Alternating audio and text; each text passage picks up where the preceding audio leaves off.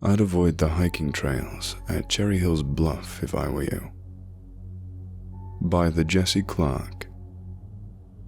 There's another one, Todd, up in the corner, Michelle said. She pointed towards the day's 11th intruder, cowering under a fold of the tent ceiling. No pity, no mercy. I brought the wrath of God down on its head. Splat. Is that the last of them? Yep, that was the last mosquito on the planet, hon. You're welcome. Well, just in case, throw up that insect repellent thing outside and let's get some fucking sleep. I'm beat. I unzipped the flap and set up the lamp outside, and turned it on. It glowed a dim yellow, and it pushed back the darkness just enough to illuminate two other would-be invaders that dipped their wings at the light and flew away. I zipped up the tent flap and said, "Reminds me of Passover." Yeah, except I might actually choose death of the firstborn over this shit. Well, we haven't had kids yet. Exactly. That means we get off scot-free. I knew I married you for a reason. Anyway, I'm exhausted. I kissed her and crawled into the bag. Tomorrow we hit the cliff. Tomorrow we hit the cliff. And with that, we fell asleep. Todd, wake up, kiddo. It's morning. Ready to rock and roll? Can we adult contemporary instead? Should have let me know before we left. I would have updated the playlist. What time is it? 9 a.m. Late. Still got a whole day ahead of us. But I do want to get out of here by 10. Yeah. I waved her off and sat up and rubbed my eyes. I'd kill for some eggs and bacon right now. What about a granola bar? Or a granola bar. Haven't had my fill of those yet. She tossed me one and ate the other herself. And then we unzipped the tent and stepped outside. Then she stopped. Whoa. She leaned over and picked up the repellent lamp and switched it off.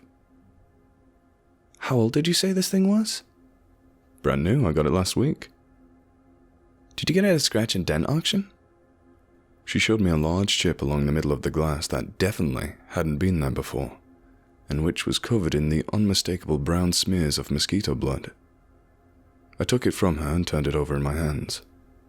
The hell? I swear to God it was in perfect condition last night. It was just dark and I didn't notice. Todd? I looked up, and then down, and around where she was pointing. There were at least 100 dead mosquitoes lying in the dirt. Maybe several hundred. Gross. Let's get out of here before I puke. So we tossed the lamp into the tent. We shouldered up our gear, and then we hit the trail. The dirt path wound up out of the campsite, where a handful of other hikers had set up shop, and then it curled around the crest of a wooden hill and carried on through the forest and up the mountain slope. We spent the walk waving off mosquitoes. Did you bring any bug spray? I slapped my neck for the 100th time and couldn't help but notice how painful the bites of these particular mosquitoes were. I'm getting eaten alive out here. She sprayed herself down a little and then tossed me the bottle. And I almost showered in it. I'm not sure it did much good though. The mosquitoes were out in force, and the further up the mountain we went, the worse it got. Son of a bitch! Little bastards flew down my shirt. Michelle was slapping at her stomach and waving her t-shirt to force them out from the bottom. I saw one or two fly off. Is this even worth it? I think so. It's muggy down here, but it should clear up when we get to Scramble. Mosquitoes probably won't be swarming anywhere with a good amount of wind. I think we need a hurricane at this point. Right? I feel like I'm that guy from Gulliver's Travels, getting attacked by all the little people who think he's a giant. What was his name again? Gulliver? That's the one. But hey, look. She followed my gaze and saw, not a few hundred yards up, the boulders at the top of the mountain. There was even a spot of neon green and one of orange that stood out among the grey. Clearly the jackets of other climbers. Almost there. And there were people up there too, so can't be that bad. The sight of company in open space offered us a burst of renewed energy, and we walked briskly up the tree line and out onto the gravel that marked the beginning of the rock scramble. And that view. No longer obstructed by the forest, we could see how the mountains sloped down majestically and poured out into the countryside. From up here we could see roads too, and rivers, and towns, and patches of wooden farmland, stretching out into a valleyed horizon, dotted at the far ends with blue haze silhouettes of other mountains and other hills and other places to explore. We stood and took it all in for a while, and for a moment we'd forgotten about the mosquitoes. But then one darted for my neck. Zip! And I slapped it instinctively, and came back to reality. Come on, hon. Still too close to the woods. The rock scramble was a welcome break from the monotony of hiking. Each pile of arrow-marked rocks presented an obstacle that it took skillful teamwork to overcome, and by quarter till we reached the halfway point from the start of the scramble up to the summit. I couldn't help but notice, though, that the mosquitoes hadn't even slightly let up. I used my arms as much to wave them off as I did to climb, and if I got attacked whilst engaging both hands for balance or support, I'd have to spit at the damn things to ward them off. Michelle was as agitated as I was. How the hell did they get up this far? God damn it! I don't know, hon. I swatted another on my cheek and winced at the pain. Starting to piss me off too. Maybe it's not windy enough? Maybe. Either that or they aren't as put off by wind as I thought. I hope these things aren't loaded with malaria. She said it half-jokingly. But then she paused at her own thought and turned to my direction. They don't carry malaria, do they, Todd? In the States? No. At least, fuck, I don't think so. I looked down at a freshly smacked mosquito by my foot. It twitched once, and then it stayed still. Michelle groaned audibly. Isn't it really deadly? Yeah, partly because it's more prevalent in the third world, where they don't have proper medical infrastructure to deal with it and all that. But all the same, yeah, you sure as hell don't want malaria. Well, you're the one who's been here before. Think we should turn back? No, the path loops around the summit and it's not heavily wooded on the other side. We've got a better chance of avoiding these things if we just keep going. So, on and on we went, up and over the boulders and getting closer and closer to the peak of the mountain. Mosquitoes harassed our advance the entire way. I tried to be positive for both our sakes, but I had to admit, this wasn't fun anymore. Not even a little bit. Michelle stopped abruptly about 15 minutes later. What's wrong? You okay? Those two spots haven't moved at all since we started up. I looked up. She was right. The green and orange spots had stayed perfectly still for the full hour or so since we started up the scramble. I got a little chill in spite of the heat. Maybe they're taking a nap? Maybe. I could tell by the quiver in her voice, though, that she didn't really believe that for a second. Neither did I. Still, though, on we went, climbing and scrambling and doing our best to stay focused. We smacked and swatted away at the mosquitoes as needed, but their incessant presence was beginning to do more than annoy me. I was getting worried. What the hell are these things? Not a full second after that thought manifested, we heard a rough commotion a few feet up. We stopped simultaneously and shot each other a pair of glances. And then we nearly dove out of the way as a man and his daughter came flying down the mountain and nearly bowled us off our feet. Hey, what the hell? Correr! The man shouted over his shoulder as he flew past. Correr! Correr! We watched as the two of them disappeared on the other side of the boulders, and then we looked at each other again. Correr? What the hell was that about? I don't know. Let's just keep moving, okay? Getting real sick of this hike. We crested the next few boulders and passed under a stone tunnel, and then we emerged at the bottom of the final rock slab that peaked at the mountaintop. Even from down here, we could still see figures of the two people, one a neon green windbreaker and the other in orange, lying on their backs a few hundred yards ahead. We moved forward cautiously. Please be sleeping. Please be sleeping. Please be sleeping. But they weren't, of course. The first proof that something was wrong was the faint buzzing from that direction. And when we inched even closer, we discovered that the sound was emanating from a swirling cloud of maggots above what were indeed a pair of corpses. I retched. Michelle screamed and covered her eyes, and then she turned to me, still bent over with my hands on my knees, and said, "Todd, what did that guy say earlier? The one barreling down the hillside?" "I don't know, hooray, Corey, something." "Corey? You mean Cora?" "Yeah, I think so." "Todd, Cora is Spanish for run." Another chill.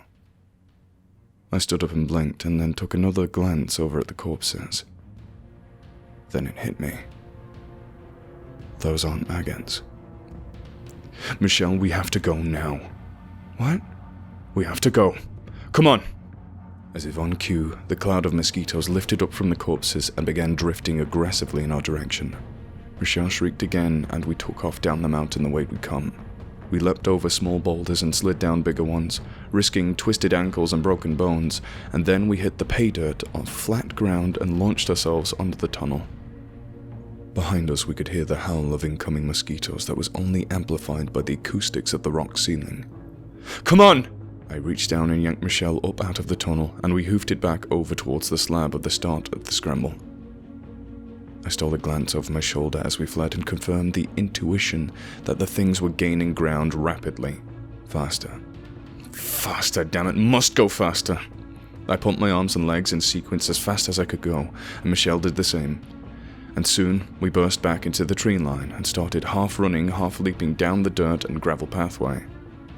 We flew over rocks and roots, dove under branches and tore through smaller formations of mosquitoes lying in wait for us, and thrashed through the thicket of shrubs that covered the pathway leading back down to the creek. The sound of rushing water gave me an idea that I threw into action without a second thought. "Into the water! Come on!" But we never made it in. Instead, we stumbled to a knee-rattling halt at the edge of the riverbed. Michelle retched this time, while I just stood there in disbelief. The man and his daughter who'd flown past us earlier were lying face up in the water, freshly killed and yet blue and grey and depleted, and with skin stretched tight across their bones, their blood having been drained through a network of uncountable puncture wounds. I dry heaved again, but this time it was Michelle who pulled me to my feet. "Todd!" I whirled around to see the horde of mosquitoes from the cliffs bearing down on us, and then I turned my back to the river and I saw another group of several hundred, likely the ones who killed the father and daughter, and then flown off in search of another meal, flying back upstream, a 2-for-1 deal having suddenly appeared on their plate. Michelle grabbed me by the left wrist, and we splashed through the creek and gained the far bank and continued running, soaked but ignoring it, breathing sharply and rapidly, but ignoring that too. All that mattered was that we get back to our tent, grabbing the car keys, and getting the hell out of this godforsaken mountain. Come on, Todd, you out-of-shape aging bastard. Just another half-mile. At last we could see the campsite clearing up ahead of us, and the two of us, long since having shed the weight of our bags on the trail behind us, dove down the last bit of path into the first row of tents. It was empty here, I noticed. Empty and quiet, and I could plainly see several of the other tents had been opened and ransacked. At no point since we'd arrived had there been fewer than 6 or 8 people milling around, even the busiest climbing hours of every afternoon. But now, there were none, and I had no intention of finding out why. I held open the tent flap. "Come on, help me out." "What the hell are you doing? Those things are right behind us!" "You want to run all the way home? I left the keys in here so I wouldn't drop them off the cliff. Help me find—" "Todd!" I didn't have to turn around to know that we'd run out of time. The unmistakable buzzing sound of an incoming fleet of mosquitoes made that perfectly clear. Michelle flew into the tent and I dove in after her, and I zipped it up fast enough that only a few handfuls of the bastards made it inside as opposed to several thousand. I found the keys, and then the two of us whipped and thrashed throughout the tent, smacking our exposed skin whenever a mosquito landed on it, and stomping on any of them dumb enough to hit the ground. We used whatever we could find, books, pans, empty granola bar boxes, to kill the ones on the walls of the tent, and outside we could hear the thwip, thwip, thwip, thwip of the other mosquitoes flying up against the canvas. Damn it! I smacked the back of my neck and splattered a particularly large bug that had apparently stabbed me with a knife, if the pain was any indication. What the hell kind of mosquito hurts this bad? Michelle didn't answer. She just brought her boot down on 3 mosquitoes at a time and spat on them. Then she turned to me. What now? I shook my head. Those things are everywhere. I don't know how the hell we're going to get out of here. What about the lamp? I looked at it. It was in piss-poor condition at this point, but I knelt down and... click. It turned right on. Worth a shot. I'm not dying in here. I looked up just in time to catch a wood-green windbreak as she tossed in my direction. It's 90 degrees out there. We'll sweat to death in the... It's not for warmth. She zipped hers up to her chin and threw up the hood. For cover. The less skin we expose, the better. Then she showed me her forearm. It was so red and infected from multiple bites, it looked diseased. I shuddered a bit and felt my neck. I could tell, even at the absence of a mirror, that it looked just as bad. These mosquitoes aren't normal, are they? She shook her head, although the question was rhetorical. Then she rolled down her sleeve to her wrist and pulled the hood tight until I could only see her nose and the glint of her eyes. You ready? No. Good. Let's get going. I covered up as much as she did and then brought up the lamp. Then she grabbed the zipper of the tent and looked back at me. I nodded. Then she dragged it down. The mosquitoes flew in but immediately recoiled at the lamp and hung back a bit. Michelle and I tore off down the 3-mile path towards the parking lot, keeping our heads down as low as we could without losing sight of the road. As we ran through the campsite, I nearly twisted my ankle tripping over pots and pans and backpacks and shoes and clothes that had been strewn about in a panicked haste as the crowd fled. I saw a bloodless blue hand too, that of an elderly man from the looks of it, although it was hard to tell. That was flopped limply after the tent nearest to ours. I swallowed vomit and kept on moving, and behind us we could hear the roar of the mosquitoes as they pursued us. Plink! I looked down. Plink, plink, plink, plink, plink, plink, plink, plink. Shit. The mosquitoes were suicidally ramming themselves into the lamp glass to shut it off and allowed the horde to descend.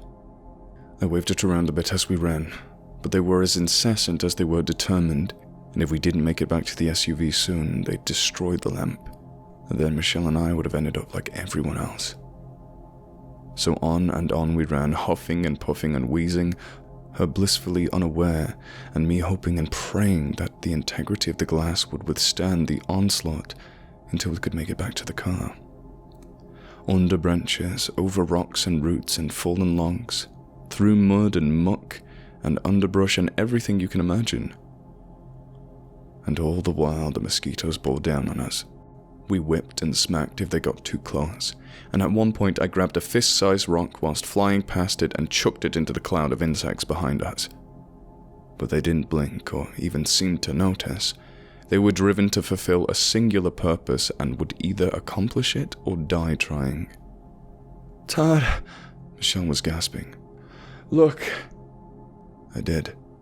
Off to the side of the road was the smouldering wreckage of a sedan that had been wrapped around a tree.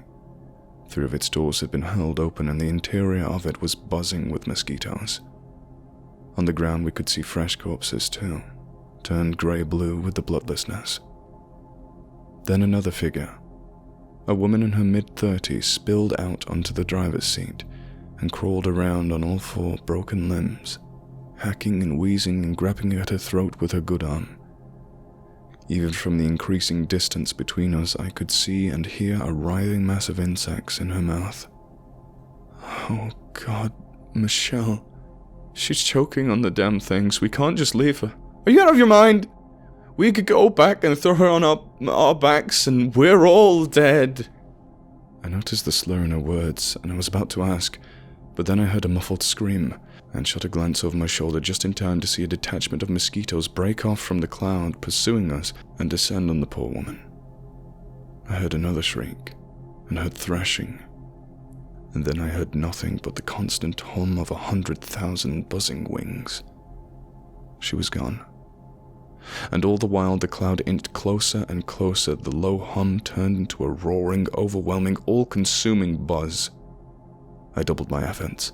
I felt like my lungs were about to burst, like every muscle in my body was about to deflate and slide off the bone. My breath was short, it was rapid, it was sharp, it hurt in my chest and in my throat, and we were still a good mile from the parking lot, which, for all we knew, may have already been ransacked by 500,000 mosquitoes, or may have been blocked off by the interstate ramp by panicked fleeing hikers. But we'd cross that bridge when, or if, we ever reached the damn thing. I looked over at Michelle. She was even worse than me. Sweating, grey, gasping for air in short, raspy breaths. Her gait was lumbering and awkward, and she appeared to struggle to mount the minor obstacles in her way, like roots and stones. It instantly became apparent that whatever venom these mosquitoes carried in their stingers was stacking on top of the exhaustion and beginning to work its magic on her at an accelerated rate. She was slowing down, struggling to move, and covered in red, pestering welts. Her head began to dip and sway, and her knees buckled, and she stumbled forward. I reached out and grabbed her arm and yanked her back up, and then I used my body to keep hers upright as we staggered our way back to safety. Come on, babe, just a bit more. All my energy and all my strength of arms was bent on just getting us to the damn SUV. 1/2 mile. I could feel the keys jingling in my pocket. 1/4. I could almost smell the interior of the cabin. 1/5. I began throwing together a plan to get both of us secured in the front seats and have the damn thing locked down in the Olympic seconds we'd have between our reaching the door handles and the mosquitoes doing the same. 1/10. Come on, you son of a bitch. Move! My legs were numb, but all of a sudden there it was. The parking lot. I could see the sunlight glint off the roof of the sedan. I got a burst of renewed energy and flew down the last patch of dirt and gravel, carrying an increasingly immobile Michelle behind me. I grabbed the key and disengaged the locks, and then I threw Michelle into the passenger seat, and before running around the hood and almost leaping headfirst into the driver's seat, getting bit and pelted the whole way and slamming the door just as a wall of mosquitoes rammed up against the windows with an enormous, collective splat. The insects kept up their assault, hitting the windows in waves and sounded like a rainstorm. I took to killing a handful of mosquitoes that had slipped in with us to gasp for breath and regain some composure. Then I shot a glance at Michelle and found her almost catatonic, struggling to breathe and move. Her eyes were wide and her hand was struggling to make a fist. Michelle! I leaned over and felt her pulse. Rapid, hard. She was alive. But if the foam in the corners of her mouth were any indication, she might not be for long. So I threw the key into the ignition and turned it and slammed my foot right onto the gas pedal. Come on, move, damn it! I did my best to ignore the slurs in my own speech and focus on getting us out. The tires whirred and screeched, and then we were off, carrying a horde of mosquitoes behind us. They did their best to keep up, I'll give them that. But by the time we rounded the corner that led to the main road, the insect cloud and its incessant buzzing were beginning to drift away into the rearview. Fuck! I slammed on the brakes so hard that the SUV almost flipped over onto its roof. It shuddered and shook and then rattled to a halt, and Michelle and I lurched forward with the old momentum and almost smacked our heads up against the dashboard and the upper half of the wheel. I made sure Michelle was still secure, and then took a moment to stare out at the scene ahead of me. It was a massacre. There were motorcycles and cars and minivans and bicycles lying all over the road and off to the sides. Blinking hazard lights glowed through the fog in sequence. Doors were thrown open, luggage and gear tossed all over the ground. There were bodies too. Dozens of them, in fact, men, women, children, all spilled out of their seats and drained of blood and fluids and set in torturous final moments. Slowly and cautiously, I released my foot from the brake, and the SUV rolled forward at a snail's pace. It carried me straight down the road, between the wreckage, and on the sides I could see the corpses in more detail. Some still twitched, others looked nearly mummified by drainage. But all had one thing in common: an enormous mid-torso wound that pierced the spine so as to paralyze each victim for a feast. I didn't have to be an expert to put 2 and 2 together. No normal mosquito, even 1,000 of them, could have done that. Something else was out here. Something worse. I scanned the horizon and applied a little more pressure to the gas to pick up the speed gradually, instead of attracting whatever it was to my location with a roaring engine. 5 miles per hour. 10. 15. The monstrous images started to whiz on by at a sharp cruising pace. 20 miles per hour. 20. I turned my head to the left and saw a half-dead body flop up and down as a spear-sized stinger was inserted and removed from its abdomen. Then a cloud of mosquitoes burst out of the fog and descended on it, and my gaze drifted upwards, and I caught my breath. Of all the things I'd seen that day, from the coated, mummified corpses on the mountain, to the man lying face up in the river, to the crippled woman choking to death on mosquitoes near the bodies of her loved ones, nothing, and I mean nothing, was as hideously grotesque as the car-sized, stinger-equipped mosquito hovering like an attack chopper over the wreckage of a minivan. I retched, I withheld a scream, and in a panic I released my foot from the brake, and the SUV rolled forward again. I went along with it and decided a hasty retreat to the main road was the appropriate route. But the mosquito caught wind of our presence instantaneously and shot over in our direction. Fuck! I slammed the gas for the second time, and the SUV fell into gear and rocketed off with a shudder while the mosquito was still closing the gap. Move! Move! Move! Move!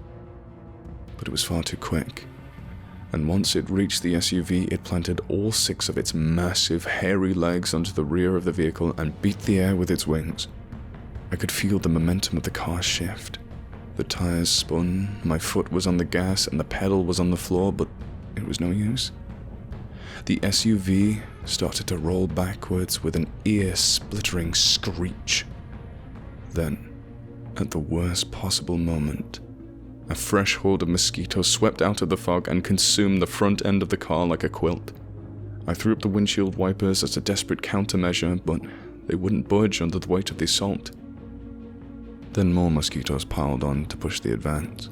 Then more and more and more. The sunlight was thoroughly blotted out, and all I could hear was the deafening cacophony of 50,000 roaring wings. The glass began to bend behind us. Then it began to buckle, and then, ever so slightly at first, but rapidly spreading, it started to crack. Michelle squeezed my hand with the last of her strength. I tried to squeeze back, but it hurt. The venom was taking its course on me too, and if Michelle's immobility and consciousness was any indication, I'd guess whatever paralytic agent this was going to keep us alive and aware of the mosquitoes whilst they had their way with us. I squeezed my eyes shut and thought of home, of being a kid, of falling in love, of crack. I whirled around just in time to see the trunk of the SUV get ripped clean off by the mosquito, which then shoved a wiry leg towards the front of the car. I swatted at it, but it was sharp and coarse, and it hurt me more than it hurt it. And as soon as I winced back in pain, the leg wrapped around my wrist, and it yanked me out of the seat towards itself. Michelle watched and trembled, but could do nothing as I was dragged across the seats, kicking and screaming and wailing. I bumped into boxes and bags and smacked my head against the ceiling in the struggle. And then I was almost out, almost inside the damn thing's mouth. I felt my hand brush against something cold, chipped glass of something small. I looked down. The lamp. I grabbed it with my free hand and turned around. The mosquito's hideous, dangling sucker stinger was darting from my abdomen. I didn't hesitate. There was no time for panic. I swung the lamp up and forward and brought it with the wrath of God down upon its head. Smash! The glass, already chipped and worn from the events of the last 24 hours, exploded. Shards flew in my face and near my eyes, but I could tell by the sudden release of pressure around my arm and waist, and from the bizarre shriek let out by the mosquito, that I'd caused far more damage to it than myself. It dropped me, and I smacked a rib on the side of the car as I fell and spilled out onto the dirt. Meanwhile, the mother writhed and beat the air frantically and furiously with her wings. Glass shards and chips were lodged deep throughout her head, and her sucker hung by a thread of slime. She rolled around and clawed at her head with her arms, whilst I crawled back into the SUV and jumped onto the driver's seat and threw it into gear. Don't fail me now, baby. Come on, move! The SUV jumped, shuddered and shook, but it got rolling, and I wasted no time exploiting the chaos the mother's death had sown through the ranks of the mosquito horde. 5 miles per hour. 10, 15, 20, 25, 30, the images of the chaos and the carnage flew past. By now the mosquitoes had regained some of their composure and had given chase. But it was too late. The fog had begun to lift, and I could see the main road. 40 miles per hour, 50, 65, we were free. I looked at Michelle. She had a white-knuckled death grip on the edge of the seat, and had one hand firmly against the passenger window. White foam had started to pile up at the corners of her mouth, and her breaths were short and shallow. But her eyes were open wide and aware. She was still with me, for however long we had. We were pulled over by an officer for the state of the car. When he saw what had happened, though, he escorted us to the emergency room. Michelle and I were treated with antivenom, within seconds to spare in her case, and for a host of bruises, scrapes, cuts, and fractures. But we were alive. We made it through that nightmare in one piece, more or less. Over the course of the next few weeks, I heard stories of other survivors, battered and shaken, and with stories not too dissimilar from ours, who'd stumbled out of that now condemned mountain trail by the skin of their teeth. Authorities investigated, and I'm not too sure what came of that place afterwards. But I didn't care. I had Michelle, I had all 4 limbs, and not more than a handful of scars to show for the ordeal. And that was enough. I will say this, though. I think I'm done hiking for a while. Maybe I'll pick up stamp collecting.